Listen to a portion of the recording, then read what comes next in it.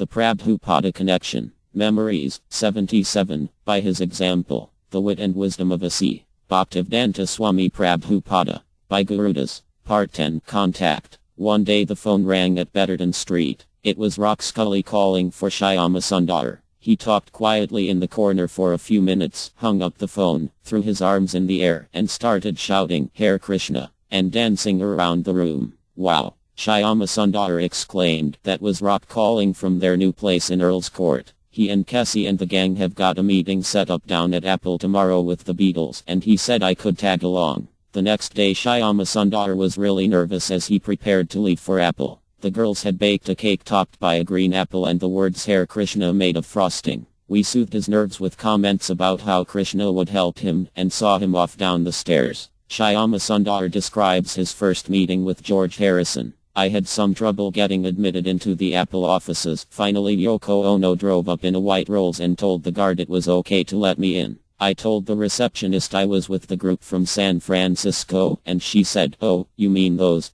fellows with the, motorcycles,' and pointed up some stairs to a large reception room. When I walked in, the place was packed with about 50 people, rock stars, elegant ladies, Carnaby Street hippies, guys in suits, and our San Francisco crew spread out among them. I greeted Rock, then took a seat at the far end of the room, away from two doors at the opposite end, behind which everyone said the Beatles were having a meeting and would be out shortly. Hours passed. No Beatles. Finally, one by one, Paul, John, and Ringo each stuck their heads out of one of the doors, then quickly bolted for the exit, not pausing or speaking to anyone. A few minutes later, George poked his head out, and those famous, intense dark eyes quickly scanned the room and alighted on me. Before anyone could react, George had shot out of the door, crossed the room, and come straight at me, grinning and saying, "Hare Krishna, I've been waiting to meet you." He sat down, and we started yakking a mile a minute, as if we were old friends meeting after a long time. The other people in the room were stunned and came over to gawk silently while we shot the breeze. Rather than nervous, I felt marvelously fluent, chosen, and wonderfully happy. George related how he often listened to the happening record of Prabhupada leading Hare Krishna mantra with the New York devotees. He described an incident that had happened to him a year before, when a light plane he was in suddenly lost altitude and started to crash, and George began shouting Hare Krishna at the top of his lungs, and the plane leveled out just before hitting the ground.